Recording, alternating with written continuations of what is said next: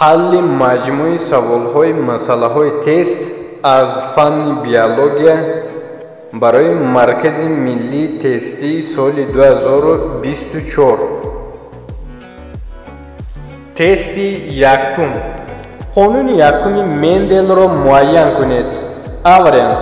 Қонуни ҳамшаклии наслҳои якуми гибридӣ.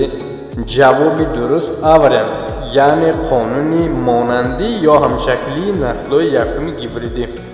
Б вариант, қонуни таҷзияи аломатҳо нодуруст аст, зеро ин қонуни дуюми Мендел аст. С вариант, қонуни тартиби гомологӣ дар тағйирпазирии ирсӣ нодуруст аст, зеро ин ба ин вавилов тааллуқ дорад. Д вариант, қонуни новобаста аз комбинасияи генҳо нодуруст аст, зеро ин қонуни сеюми Мендел аст. Тести дуюм. Қонуни дуюми Грегор Менделро муайян кунед. А вариант, қонуни таҷзияи аломатҳо дуруст аст, зеро қонуни дуюм таҷзия номида мешавад. Б вариант, қонуни новобастии комбинасияи генҳо нодуруст аст, зеро ин қонуни сеюм аст. С вариант, қонуни қатори гомологӣ дар тағйирпазирии ирсӣ нодуруст аст, ин ба ин вавилов тааллуқ дорад. Д вариант, қонуни ҳамшаклии наслҳои якуми гибридӣ нодуруст аст, зеро ин қонуни якуми Мендел аст. Тести сеюм. Қонуни сеюми Грегор Менделро муайян кунед. А вариант, қонуни ҳамшаклии наслҳои якуми гибридӣ нодуруст аст, ин қонуни якум аст. Б вариант, қонуни қатори гомологии тағйирпазирии ирсӣ нодуруст аст, ин ба ин вавилов тааллуқ дорад. С вариант, қонуни таҷзияи аломатҳо нодуруст аст, зеро ин қонуни дуюм аст. Д вариант, қонуни комбинасияи бевосити генҳо.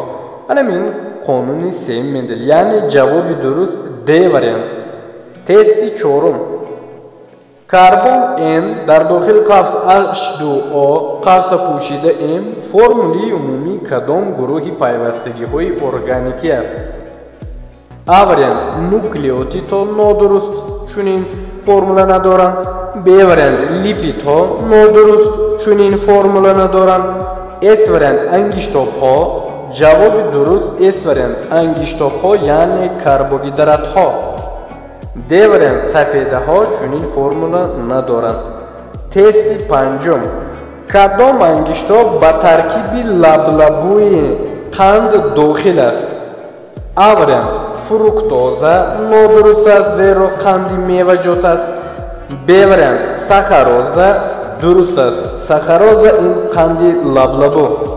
С вариант, галактоза нодуруст аст, зеро қанди шир мебошад.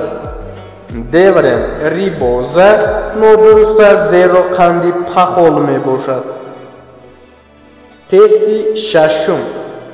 Ангиштоби захиравии ҳуҷайрии ҳайвонот чӣ ном дорад? А вариант, глюкоза нодуруст аст, зеро қанди ангур буда вазифаи энергетикиро иҷро мекунад. Б вариант, галактоза нодуруст аст, зеро қанди шир буда вазифаи энергетикиро иҷро мекунад.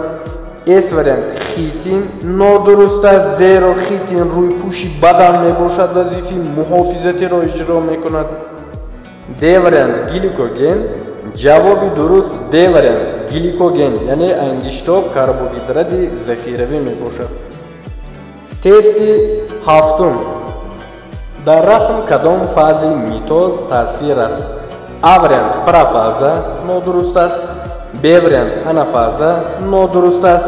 С вариант, метафаза дуруст аст, зеро дар метафаза хромосомаҳо чӣ хеле ки дар расм дар марказ яъне экватор ҷой гирифтаанд, чунин расм ба метафаза тааллуқ дорад. Д вариант, телефаза нодуруст аст. Тести ҳаштум. Дар расм кадом фазаи митоз таъсир аст?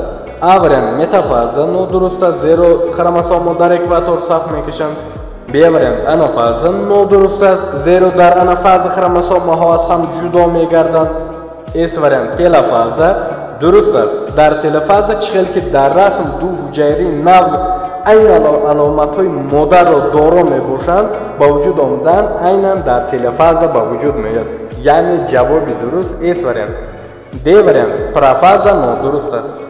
تست نهم در رسم کدام فاز میتوز نشان داده شده است؟ A variant متافازا نادرست است. B variant پرافازا درست است. چخیل که در رسم میبینید در پرافازا خروموسوم ها نمایان میشوند و دو کی تقسیم حاصل میگردد. S variant تلفازا نادرست است. در تلفازا دو حجره ناپیدا میشد. D variant انافازا نادرست است. حجره ها در اکواتور یعنی خروموسوم ها از همدیگر جدا میگردند. تست دهم پیداشوی نمود نتیجه چیست؟ A variant ایزولیاسیا نادرست است. ایزولیاسیا مانع شوی می باشد. B variant آرامورفوز نادرست است. زیرو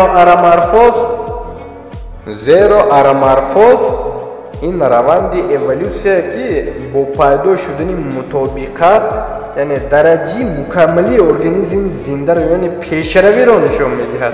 S variant ماکرو اِوولوسیا نادرست است زیرا این کاتگوری های کلان سیستماتیک را با وجود میآورد. D variant میکرو اِوولوسیا جواب درست میکرو اِوولوسیا زیرا نمود این واحد خرد تصنیفاتی است. کاتگوری خرد تصنیفاتی به داخل میشود. میکرو خرد اِوولوسیا پیشروی یعنی که پیشروی واحد خرد تصنیفاتی یا کاتگوری های خرد سیستماتیکی. تست 11 راه اِوولوسیونی که باعث ساده شدن ساخت ارگانیسم ها میگردد چی نام دارد؟ A variant آلوگنز نادرست است. زیرا آلوگنز سمت اِوولوسیونی است که ادابتاسیا ها را همراهی میکند. یعنی که عادی‌تر کرده بگوییم آلوگنز این مطابق شوی عضو میباشد. B variant آروگنز نادرست است. زیرا آروگنز یا پروگرسی مورفوفیزیولوژی این درجه مکملی پیشروی ارگانیسم را معین میکند. S variant کاتاگنز جواب درست کاتاگنز. S variant کاتا با پایان با پس پرتافتن یعنی ساده شدن کاتاگنز کاتا با پایان پرتافتن گنز انکشاف میباشد. D variant آبیوگنز نادرست است. یعنی که پیدایش حیات از غیر زنده آب یا غیر زنده. داوطلبان محترم از همه شما احترامانه خواهش کرده می شود که حتما در ویدیو لایک پادپیساسیا را فراموش نکرده جواب های من بعده را انتظار گردید.